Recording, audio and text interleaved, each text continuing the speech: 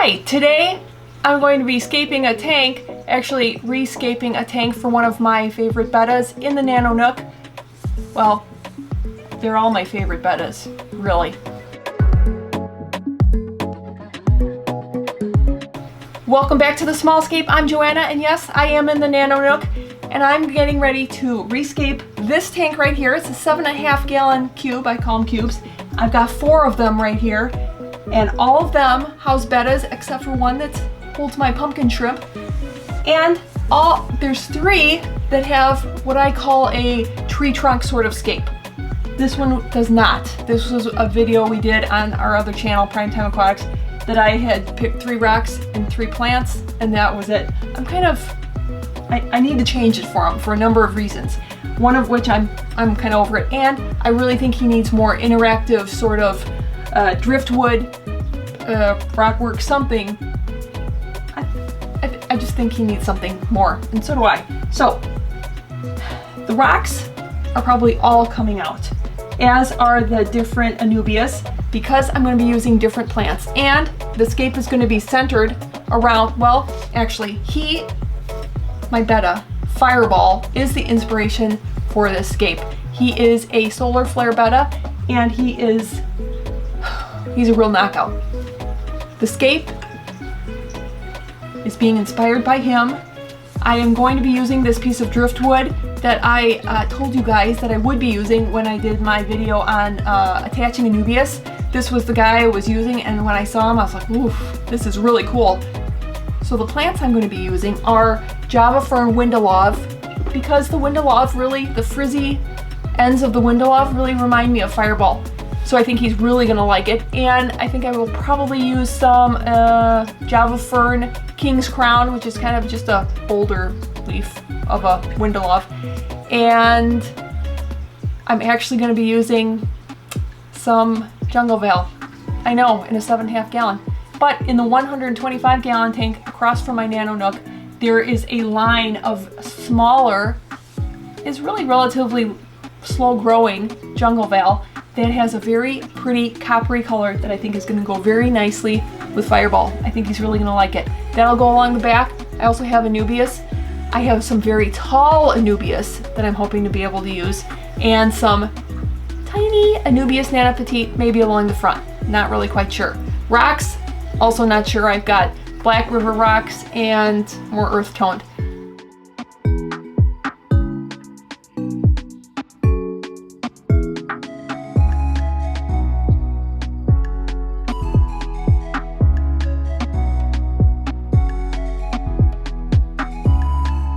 Alright, so Houston, we have a problem. First, I'd like to apologize for all the bubbling noise. I didn't turn off the air again. I want to let, especially since we have some fry, I want everybody to be happy. So this little guy is not behaving. It's cleaned out, but excuse the streaky glass. He's not behaving because no rocks are really willing to weigh him down. He wants to keep floating. It's not working, and I don't want a whole bunch of rocks around him to detract from really his coolness. So I don't think I'm gonna actually use rock to weigh him down. I'm gonna use another piece of driftwood to weigh him down. Now this one's gonna wanna float too, but I don't know. Sometimes you have to think outside the box. I do too. I don't really play by the rules, so this is probably not a traditional looking scape, but I'm gonna give something a shot, because a lot of people would probably use it like this, straight up and down, or angled somehow, but I am actually I'm gonna flip it upside down. We'll see how that works.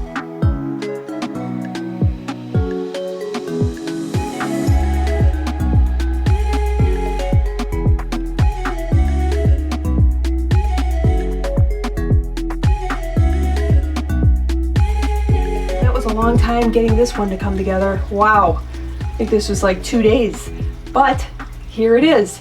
And with any scape, there are things that I like about it, some things that maybe I don't like about it, but anything can be changed if there's something you don't like about how you place the plants, or really anything during the next water change. I can always move things around. But what I am absolutely loving is the upside down driftwood. Absolutely love it. I guarantee you'll be seeing that again sometime soon in some other sort of way. I love the surface area that brings it and all the little nooks and crannies that it gives Fireball to investigate. Let me tell you, it was so cute when I put him in. He was all over it, looking in and under and really just having a good old time. I think he really likes it. And I do too, because I do tend to scape a tank based on where it is. So like this tank is at the perfect height that I can look down into. That's basically how I generally will look into this tank, is down. So I did want a lot of interest at the top of the tank, and this most certainly did it. This driftwood really suggests kind of like a little piece of land to me, which I do like to incorporate into tanks. I think a lot of tanks can look way better when you kind of suggest land. It's just another dimension of the tank. But this scape is not, it doesn't go towards any of the scaping rules. So yeah, there's a lot of people that would probably be like, what the heck is going on here? But I like it, and with any scape, I think that's very important. As long as you like it, there you go. The plants, the Anubias, I have very tall Anubias that you can see growing out at the top.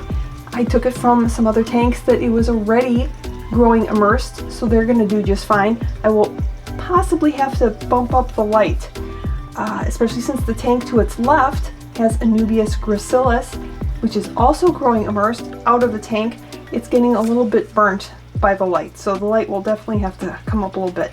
But Fireball is loving going in and out of the driftwood and underneath the Anubias, and I just love looking at this Java fern Windelov. The little frizzy ends just perfectly match his little fins. I think they coordinate very nicely.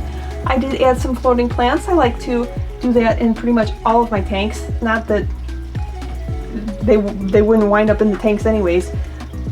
And the two I used, I really thought I was going to use some river rocks. I had some black and earth tone rocks. I did not use those. I wound up running out to the garage, and I found two really nice pieces of banded dolomite, which I absolutely love this rock.